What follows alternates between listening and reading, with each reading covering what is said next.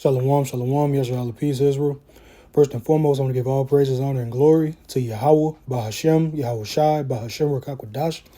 Double honors to my teachers and apostles, the great, my teachers and the apostles and elders of great millstone who do teach and rule well.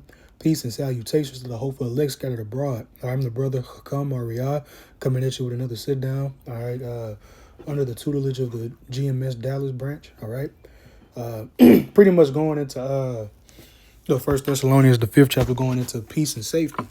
All right, because we come into those times where people are going to think that, everything is good, everything is secure. And it's simply not the case. The Lord is getting ready to move out here. All right, we see him moving within Israel. The Lord is getting ready to move on the world. All right, and we understand that judgment begins at his house first. All right, but how much more so the world out here that they now we understand that, before I make this point, we understand that the truth has gone out. Everybody has heard it. All right, but they don't believe it. They reject it. They scoff. They laugh. They mock.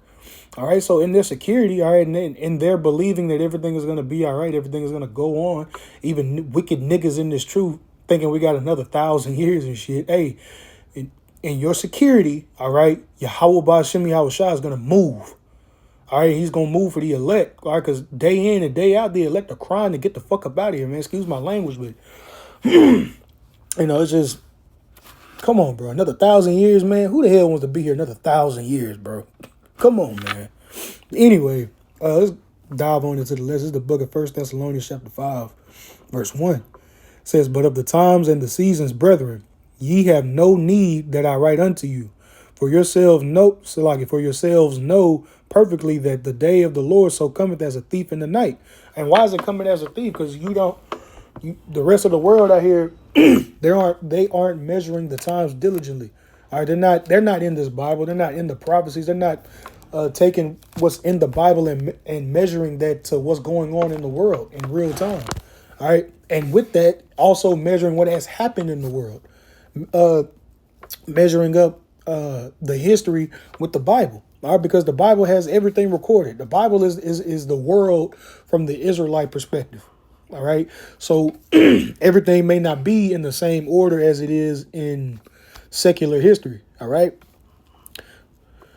Verse 3, it says, "For when they shall say peace and safety, then sudden destruction shall come upon them, as travail upon a woman with child, and they shall not escape." Right. So in your security, all right, like it says in the book of Psalms, when this devil's about to fill his belly, in your security, when you think everything is about to be good, all right, this devil's gonna be setting up the charagma. Salakia. Trying to clear my throat. I get kind of stuffy coming from work. But anyway, going into, like I said, it sounds like I was saying, when this devil's about to fill his belly, when everything is looking like it's about to get back to normal or going into that new way, all right, that fourth industrial revolution, when everything starts to look green and look good, that's when the Lord is going to come. That's why it's going to overtake the world as a thief, because ultimately, the ultimate reason is A, they're not the elect, B, they're simply just not watching. All right, because if you understand what's going on, if you see what's going on there between the eclipse and the blood moons and the earthquakes and the hurricanes and the inflation and all the bills that are being passed, the Lord is making moves for us to get the hell up out of here, man. And in their security, they don't think they all right. All right, and that's good for us, because when we see them getting full, all right, filling their belly, that lets us know that the Heavenly Father is right there. All right, that lets us know we really right at the door. Any day the Lord could come back. When they make that C to the H to the I to the P mandatory under the penalty of death, just look high, because your redemption draweth nigh. All right. I'm gonna read that one more time. It says, for when they shall say peace and safety, then sudden destruction cometh upon them, as travail upon a woman with child, and they shall not escape. All right. So, man, getting ahead of myself here.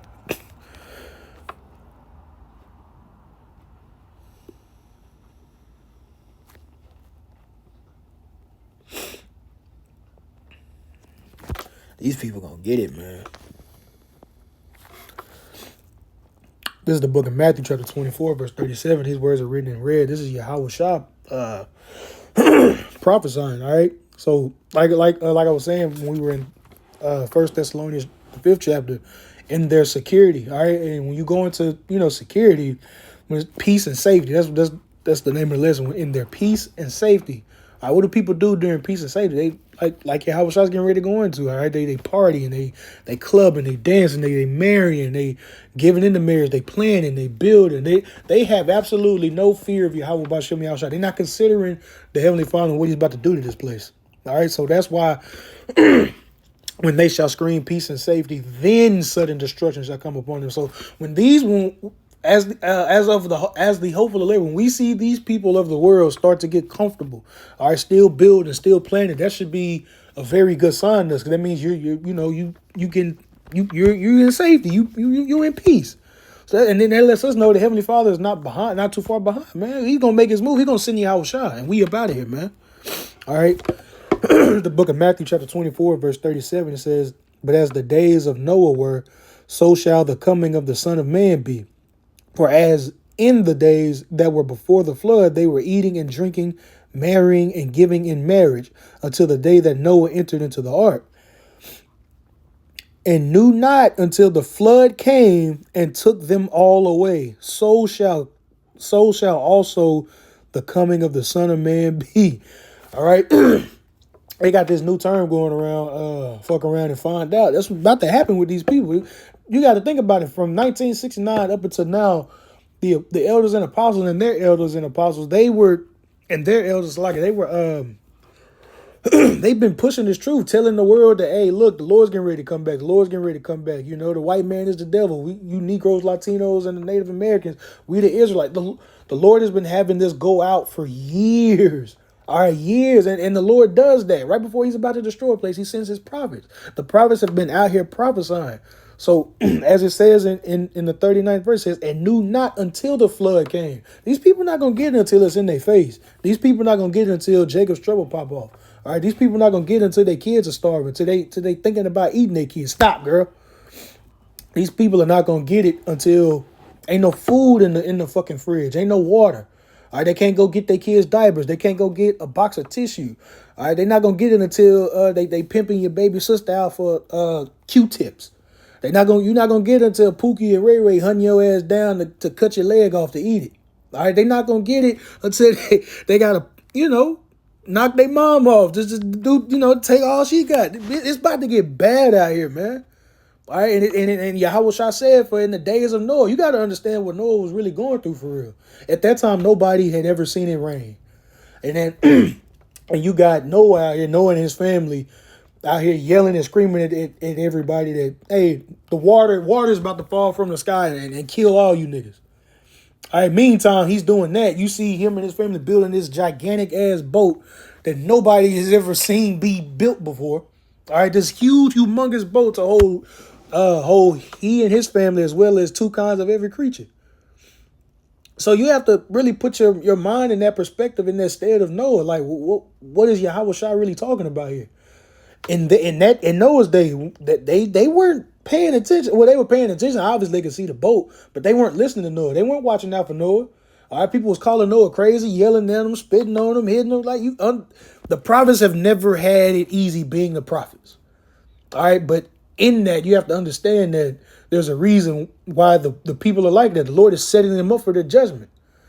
Because it says in the book of Psalms, if I'm not mistaken, do my prophets no harm. All right, matter of fact, let's get that. I don't want to butcher that.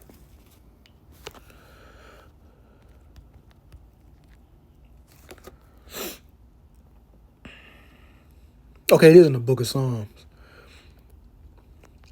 The book of Psalms, chapter 105, verse 15, it says, saying, touch not mine anointed and do my prophets no harm. All right, so those that come up against the men of Yahweh B'Shem Yahushua, they're going to be dealt with. And this is one of the reasons why the Lord has the spirit on them to do that, just to judge them.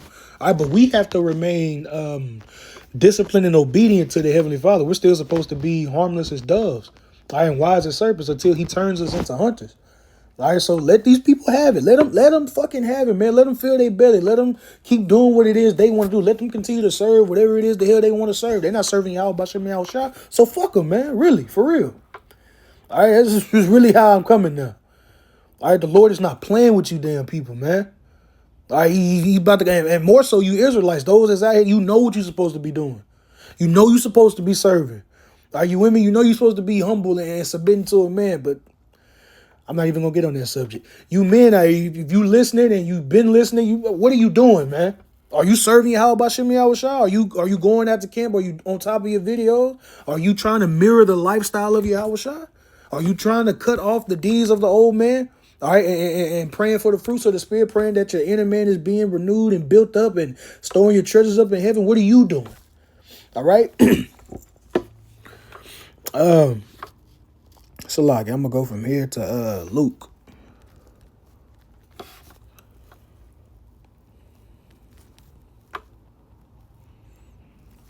It's the book of Luke, chapter 21, verse 34. It says, "And take heed to yourselves, lest at any time your hearts be overcharged with surfeiting." All right, and for those that don't know what surfeiting means, it means like overindulgence, drinking, eating, mirth. All right, you know we're not supposed to be in the house of mirth. The heart of fools in the house of mirth, but the heart of the wise is in the house of mourning. All right, we got to be in the house of mourning. All right. It says, "And take heed to yourselves, lest any time your hearts be overcharged with surfeiting and drunkenness and the cares of this life, and so that day come upon you unawares." We're not supposed to be drunken with the cares of this life, with the pleasures of this world, because all the cares and the pleasures that come with this world come by wickedness. You have to be wicked in order to really enjoy this earth and this world, because it's ran by the wicked. So in order to really truly enjoy this place, you have to indulge in wickedness. You can't even go out to a damn club or to a family member's house without being around wickedness. Niggas talking about adultery, all right? Talking about killing this nigga, doing this nigga that, stealing, man. Just complete debauchery, man. That black nigga culture bullshit. All right? We're not supposed to be overindulging in that. All right? We're supposed to have holy conversations. You're supposed to be linking up with brothers. You're supposed to be praying, fasting, getting closer, getting right with the Lord, getting your spirit right. All right, because this world right here just ain't for us, but the world to come is for us. We're of the world to come. Lord willing, we be of that number. All right, we're supposed to be going from glory to glory, trying to emulate Yahweh Shai so that we can be accepted and ultimately chosen in that day, man. All right, verse 35, it says, "For as a snare shall it come on all of them that dwell on the earth." Salakia. "For as a snare shall it come on all of them that dwell on the face of the whole earth.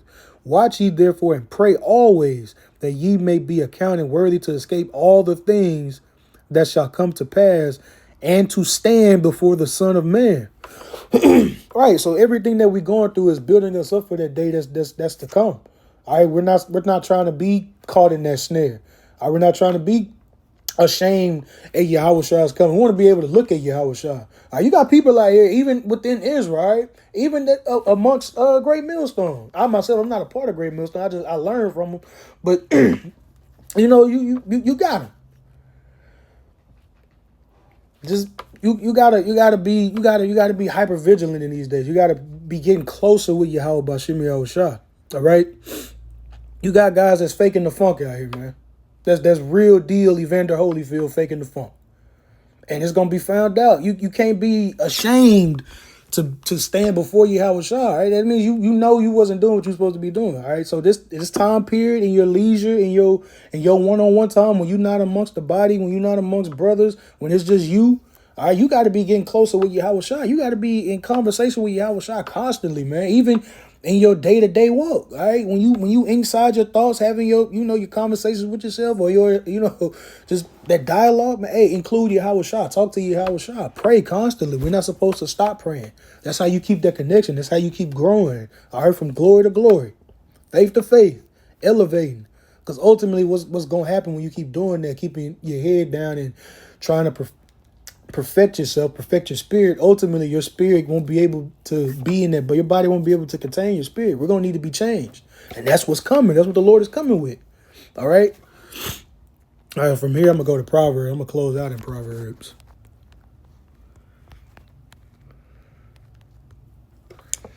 It's the book of Proverbs, chapter 1 and verse 7. It says, "The fear of Yahweh Bashim Yahushua is the beginning of knowledge, but fools despise wisdom and instruction." Right?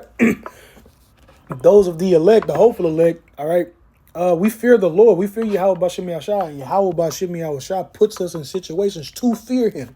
Because the only way we can get out of it, A, you know why you're in the situation. All right, you might have, you might have stumbled across the truth.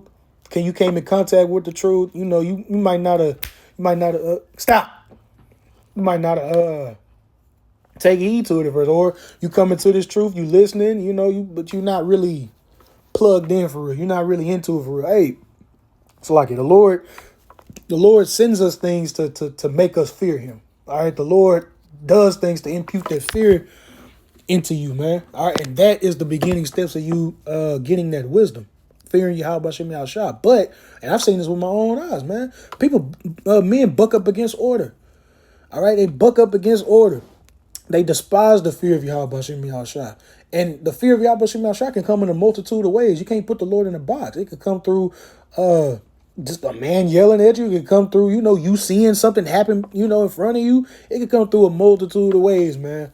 All right, but you're gonna if the Lord is knocking on your mind, you're gonna know exactly why something like that to that degree of your life is happening to you. It's the Lord entering himself unto you. All right, trying to sup with you. Okay. Jumping down to verse 20. All right. It says, wisdom cried out, she uttered her voice in the streets.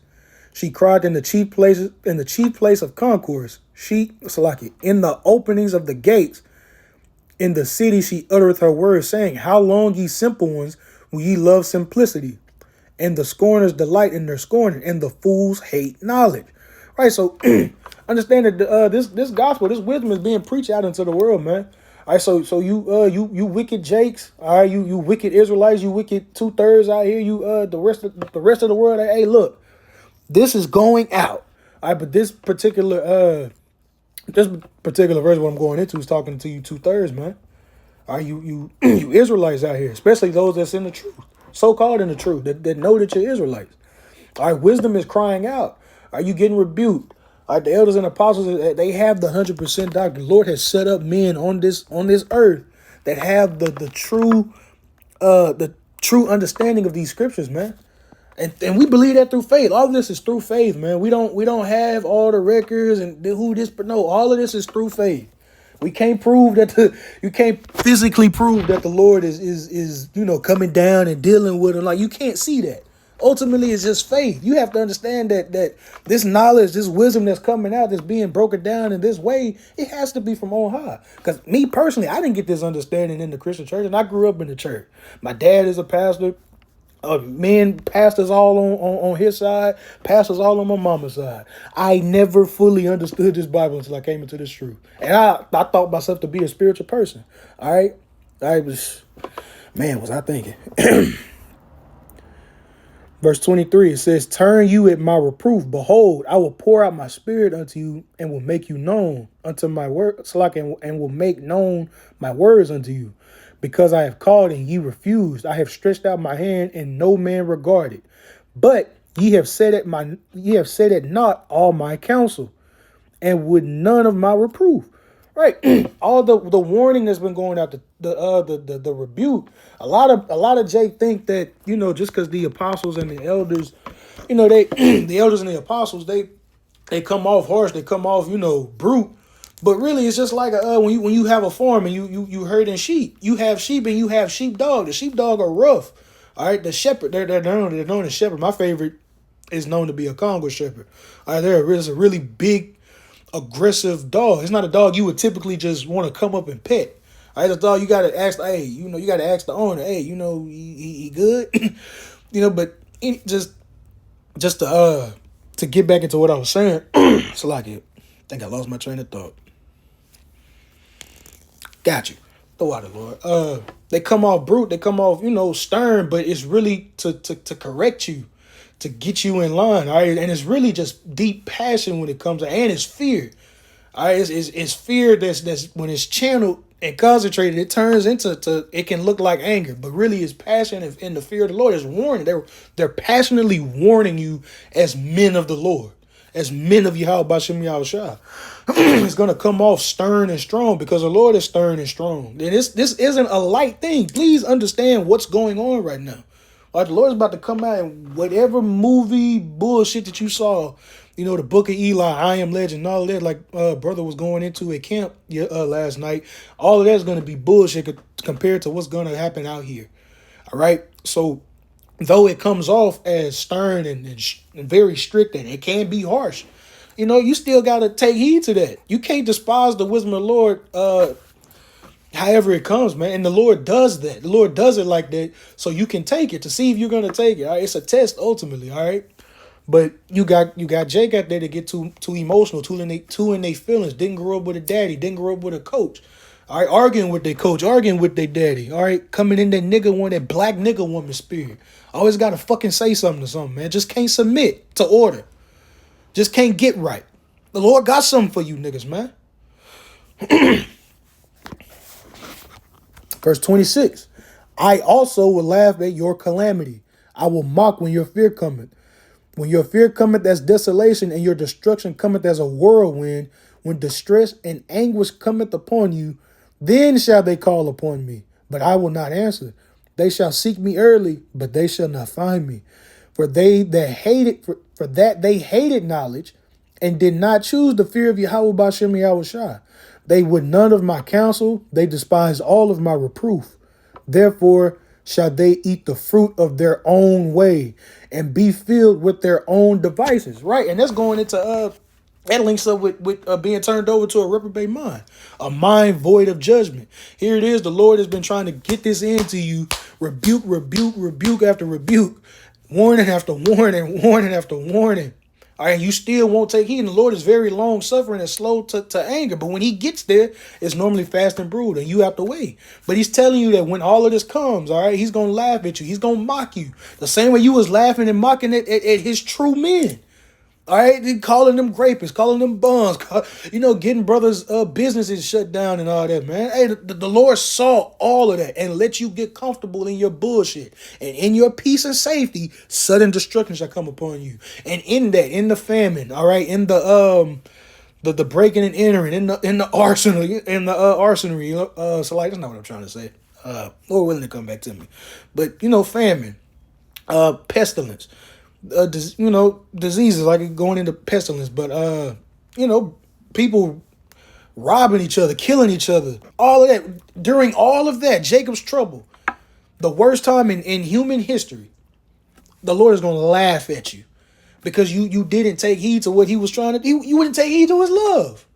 How would you feel if you tried to roll up on a girl and try to give her all these benefits and she spits at you and slaps you in your face? All right, but then you see her a couple weeks later, all right, getting done dirty in the alleyway. What you gonna do? You gonna help her? Nah, you gonna be like, this is what the fuck you get, bro. You gonna keep it pushing. Ultimately, that's two. A, she did what she did to you, and B, hey, you don't know what the hell her and that dude got involved. All right. I'm gonna run that back. Verse 31, it says, therefore shall they eat the fruit of their own way and be filled with their own device. Lord gonna turn you over to your own bullshit, man. All right, and in that, it's gonna end you because everything you do in this body leads to death. These bodies are corruptible. All right, these bodies are programmed to go off. So everything that you do that's in sin is gonna lead towards your death. We are trying to do everything in the spirit to sow seeds of life, to lead us to life, cleaving to Yahweh Bashem Yahushua, who is a power of life. He holds the power of life and death, but he's for life. He's pro-life. All right. Verse 32 says, for the turning away of the simple shall slay them, and the prosperity of fools shall destroy them. But whoso hearkeneth unto me shall dwell safely, and shall be quiet from the fear of evil. All right, and that's the hopeful elect, trying to hearken into the words of Yahweh Bashem Yahushua, ultimately praying and hoping to be of that elect number and be saved. All right, but for those of you that have turned and scoffed and mocked and turned your nose up at rebuke, hey, the Lord got something for that ass, man. All right, and he gonna come through with it. All right, Jacob's trouble. So with that, I hope this lesson was edifying. All right. I want to give all praises, honor, and glory to Yahweh, Ba'ashem, Yahweh Shai, Ba'ashem, Rakakwadash. All right, the water, Yahweh, Ba'ashem, Yahweh Shai, for giving me the spirit and power to do this lesson. All right. Peace and salutations to those for elect. All right. Shalom.